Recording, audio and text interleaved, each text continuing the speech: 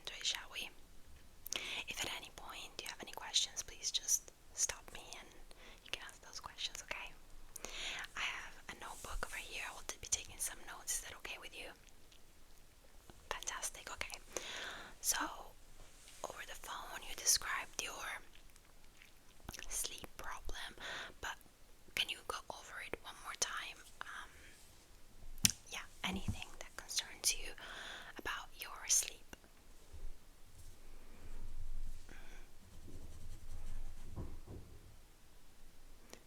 So sorry about the neighbors. Okay. Okay, so just so I have it completely clear, you have no problem falling asleep, but your troubles begin in the middle of the night when you get nightmares. And once you're awake, you have a hard time falling back asleep. Is that correct? I'm really sorry to hear that. Nightmares are usually a symptom of anxiety. Are you going through a hard period? Not that you have to disclose anything personal, but I just need to have, the fullest picture I can to help you out. Okay. Okay, so besides the job, your job that is always quite physically demanding, yeah, you don't have anything going on in your personal life at this particular time. Again, no pressure to share any details, but okay, cool. So there's no stresses, but the thing with anxiety is that sometimes the body really stores a lot of that stress, and it can manifest itself at a later time. So maybe this is a symptom of something unresolved. Of course, this is not my sector, let's say, but if we figure out that's the cause, I can definitely refer you to another physician. Let me just note that down real quickly.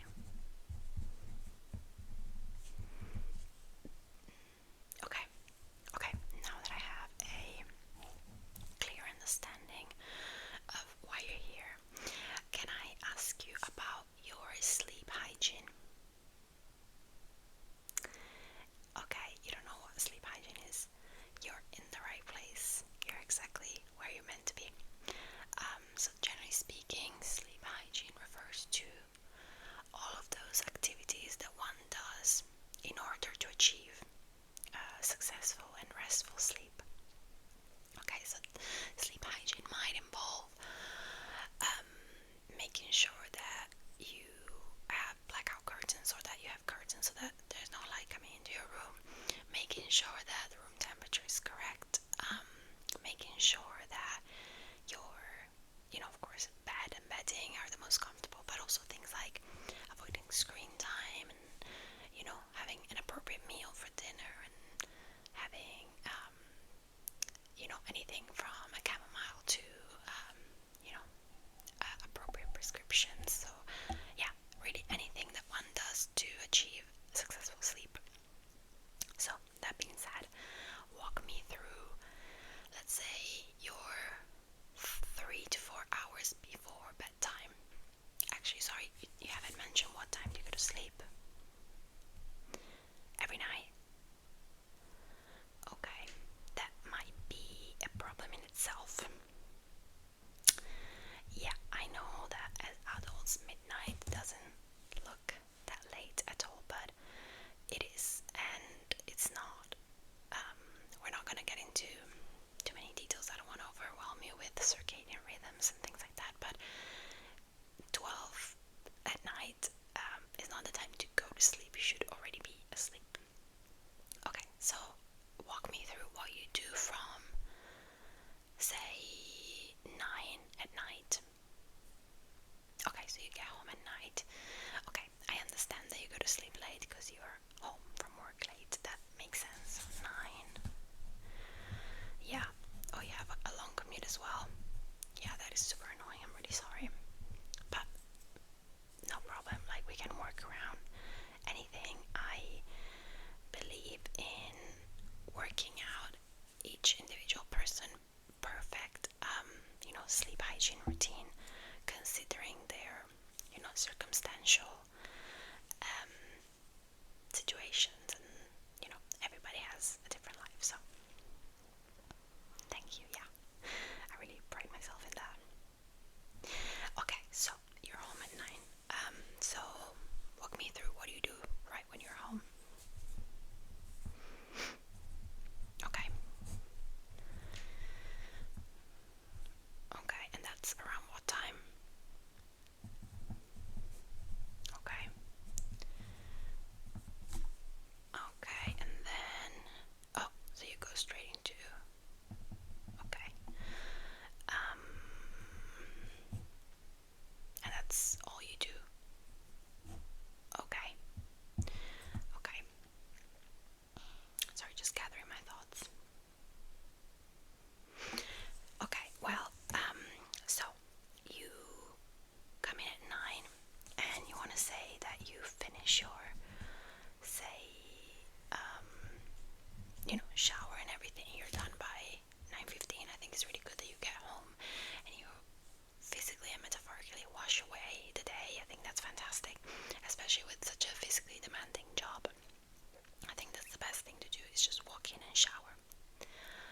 Now, dinner at 10 is, again, way too late for your body, but also we need to drop the ready meals. We just need to stop having them. They're usually way too heavy. They're too rich.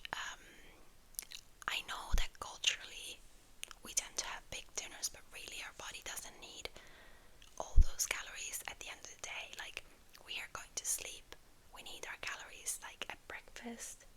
So sorry, I thought I received an email. At breakfast and at lunchtime, when we need our energies. But when it's time to go to bed, we should just have something light and easy to digest. And I know that a lot of people actually skip lunch or go straight into dinner, and that's not, I don't know, that's my professional opinion. That being said, I also understand that coming home at 9, the last thing you want to do is prep veggies and salmon, I get it. So how would you feel about meal prepping? How many days off you have? Okay. Would you say it is realistic for you to prep for at least 3 days? Would you be open to me referring you for free, so on my time, don't worry, refer you to a nutritionist that would give you a bit of a meal plan? I think that would be beneficial, just in general, because of your job. I think it would be good to really figure out what are the most nutritious meals that you can have. Sounds good. Okay. No, don't worry. I have a dear friend that works in nutrition, and we sort of help each other out. I refer my patients to her, and she does the same for me. So it's really not a problem for me to offer you a consultation. No problem. Okay. And then moving on to video games.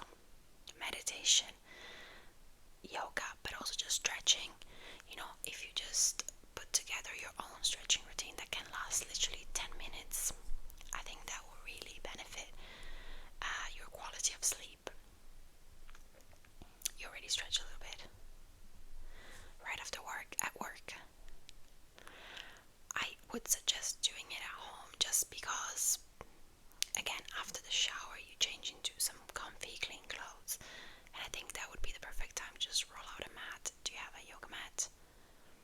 No? Okay. Maybe next time when you come in, I can give you one. No problem. But yeah, I really think some stretching would be beneficial.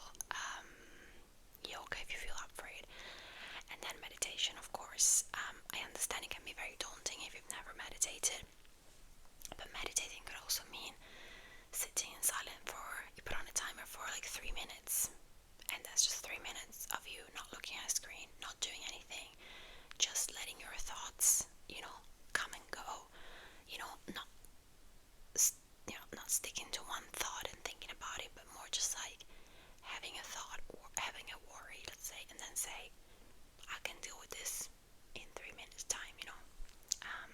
Have you ever tried meditation? No? Okay.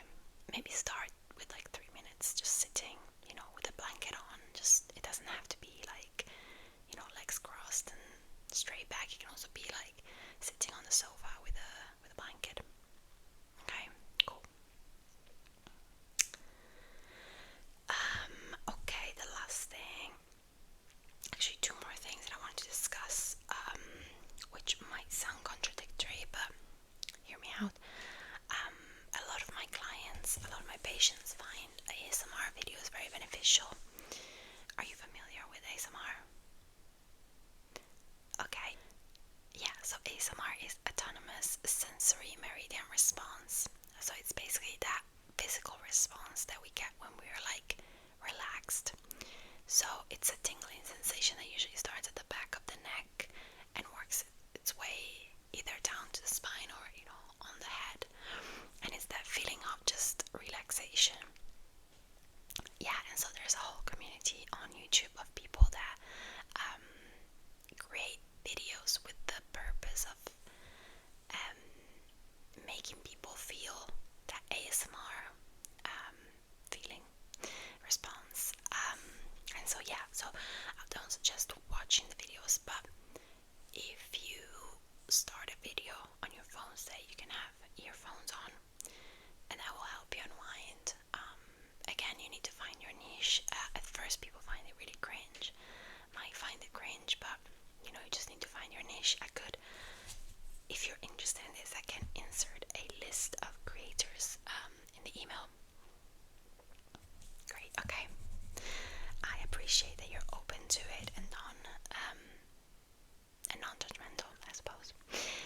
Okay, the very last thing I want to touch on is, of course, supplements and medicines. I always leave this last because I believe that there's so much more that one can do to improve their sleep before just popping a pill.